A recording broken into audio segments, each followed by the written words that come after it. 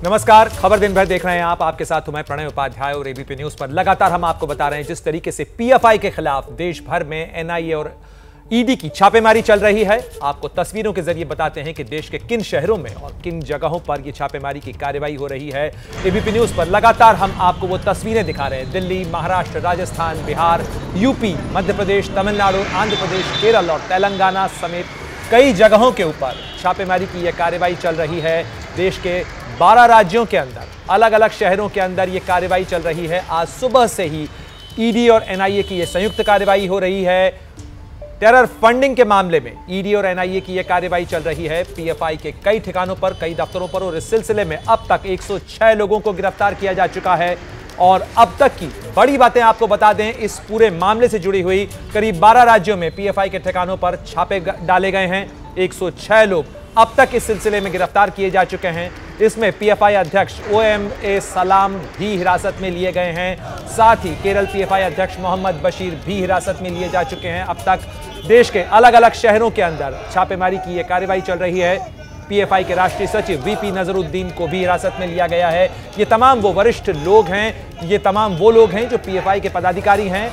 राष्ट्रीय परिषद सदस्य प्रोफेसर P कोया को भी हिरासत में लिया गया है। हम आपको तमाम उन लोगों के नाम बता रहे हैं जिन्हें गिरफ्तार किया गया, हिरासत में लिया गया है। दिल्ली पीएफआई अध्यक्ष परवेज को एनआईए ने गिरफ्तार किया है। साथ ही परवेज के भाई को भी हिरासत में लिया गया है। दिल्ली में एनआईए मुख्यालय की सुरक्षा बढ़ा दी गई है।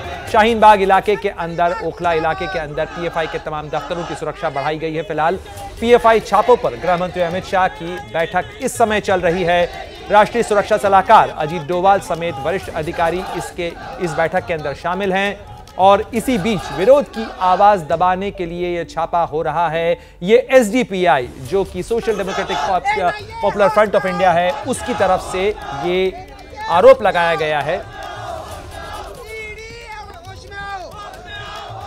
और इन छापों के खिलाफ कई जगह पर विरोध प्रदर्शनों का सिलसिला भी सामने आ रहा है। हम आपको बता रहे हैं कि जिस तरीके से देश के अलग अलग राज्यों के अंदर छापेमारी की यह कार्रवाई बीते करीब 6 घंटों से लगातार चल रही है। इस मामले पर अब नई खबर यह भी आ रही है कि मुंबई के नवी मुंबई इलाके के अंदर, महाराष्ट्र के नवी मुंबई इलाके में भी छापेमारी चल रही है। और इस सिलसिले में ज्यादा जानकारी के साथ हमारे सहयोगी रौनक कुकड़े हमारे साथ जुड़ गए हैं। रौनक, महाराष्ट्र में लगातार सुबह से ही कार्रवाई चल रही है, कई इलाकों के अंदर छापेमारी हो रही है। नवी मुंबई में किस जगह पर यह छापेमारी हो रही है और क्या वहां भी कुछ लोगों को हिरासत में लिया गया है?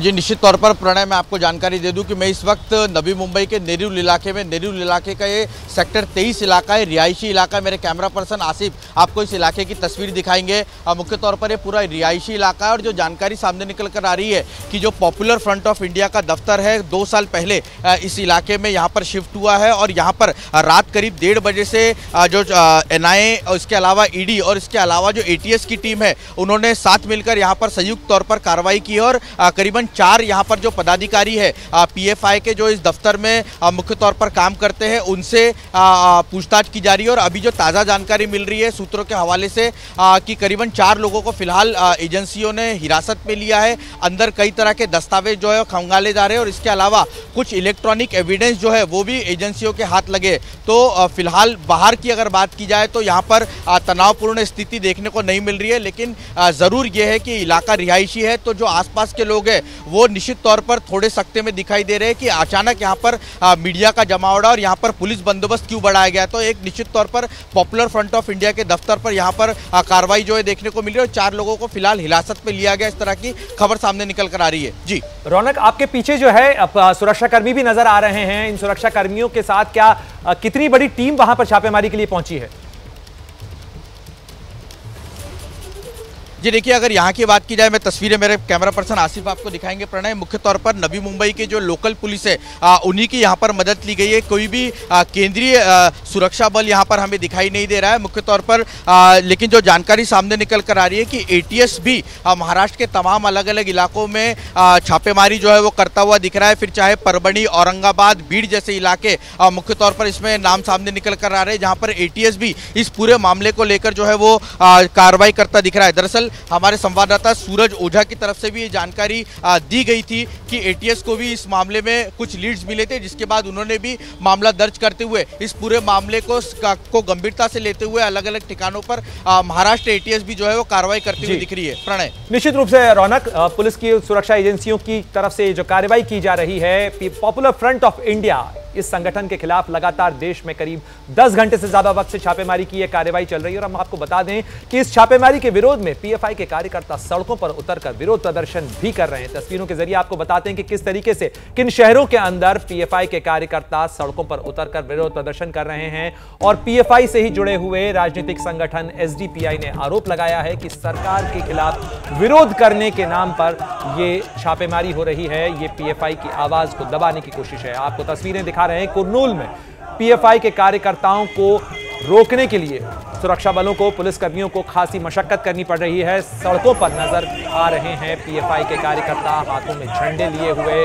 और जिस तरीके से केरल में काफी पैमाने के ऊपर कई जगहों पर पीएफआई के ठिकानों के ऊपर छापेमारी की गई है, करीब 22 से ज्यादा लोगों को हिरासत में लिया गया है।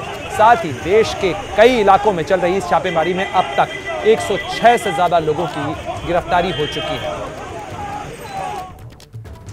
और इस बड़ी खबर पर हर अपडेट हम आपको दे रहे हैं, आप तक पहुंचा रहे हैं, क्योंकि पीएफआई के खिलाफ ये अब तक की सबसे बड़ी कार्रवाई चल रही है। और हर अपडेट आपको मिलेगा एबीपी न्यूज पर। आप देखते रहिए एबीपी न्यूज।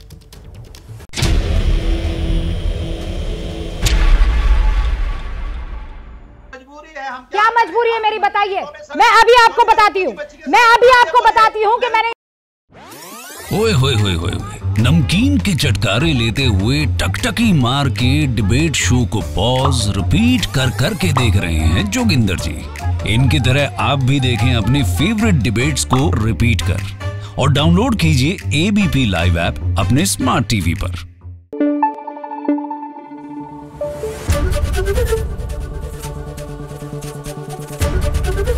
एबीपी न्यूज आपको रखे आगे।